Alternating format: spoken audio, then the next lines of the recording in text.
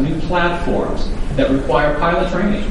There might require crew training. There might be maintenance department improvements that have to be made. All those things are performed as part of these offsets that Boeing provides back to our customer as a value-added service. What we're finding is that a lot of times with highly digital aircraft is that there's a need for an IT investment at the airline to better prepare themselves for the delivery of this new high-tech equipment, these new high-tech airplanes. And so what Boeing does, the value add that I bring to a project such as this, is the experience that I have working for a very large multinational corporation where I've been for some time. So I'll take that experience with me into Bangladesh.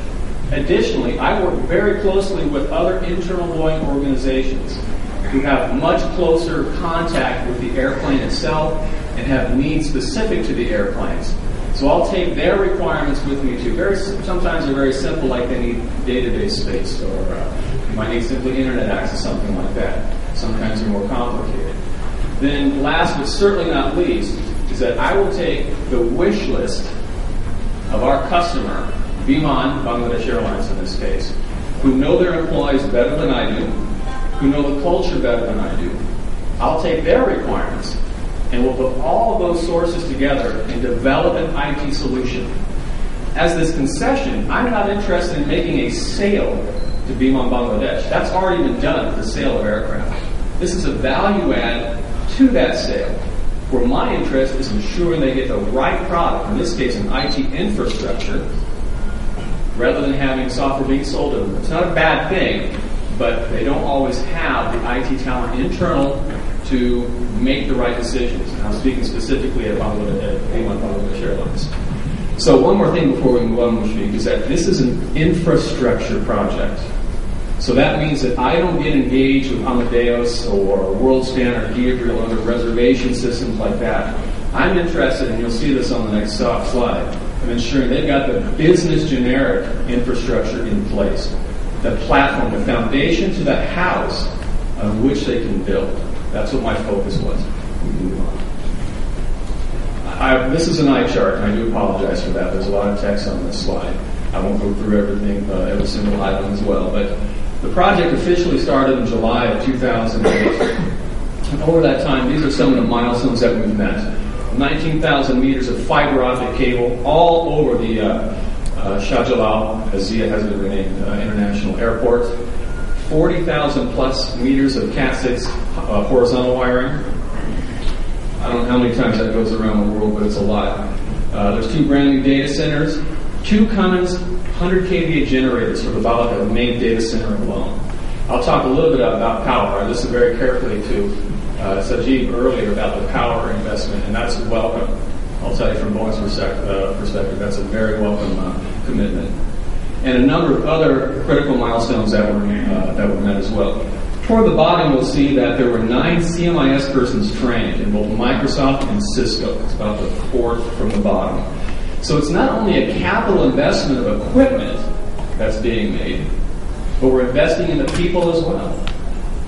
So these 9 individuals, a curriculum was developed for them, and then they were sent to a Microsoft official curriculum training or Cisco official training, either in Dubai or in London, depending on the curriculum, to receive training. And they've subsequently gone on to receive certification as well. So we're investing not just in the computers, the servers, and the assets, but also the people who will ultimately be responsible for running these assets as well. And then finally, the project handover was just a few months ago at the end of June of this year. So it's about a 2-year total life cycle from introducing our introduction to the client, to our valued customer, to where we, and just 2 years later, where we handed over the project so that they can now be responsible for administering and managing it.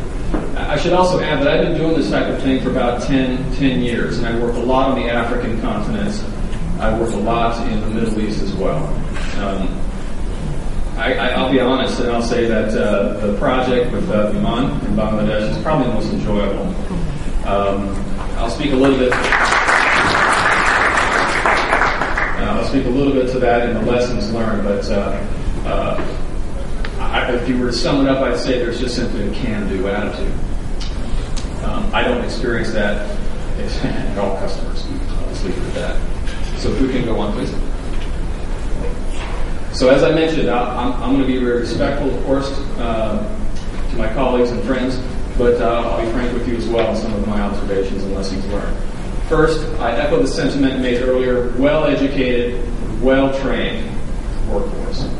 No question about it. And it's quite a luxurious position to be in when I have highly qualified candidates that I'm able to choose from. And that was the case when we sent out the RFPs to some of our local bidders in the city for this project, for the integration, the actual implementation of this project. I don't put my hands on the keyboard. We contract with local companies as we've done with Spectrum. They're the ones that take that design document and do the implementation. A lot of highly qualified candidates to choose from, and that was a real privilege. Another lesson learned: collaborate, don't get things. I mentioned how we come up with the solution and the design. I'll take my own knowledge, my own experience.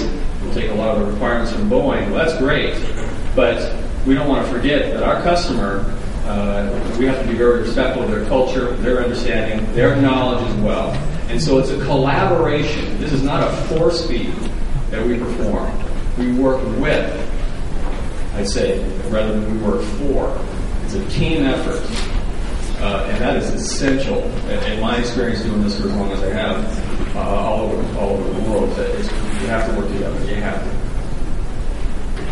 Take time to understand the culture. I don't know how else to say it, or other words to put that. Take time to understand. That goes hand in hand with the collaborating that we can take.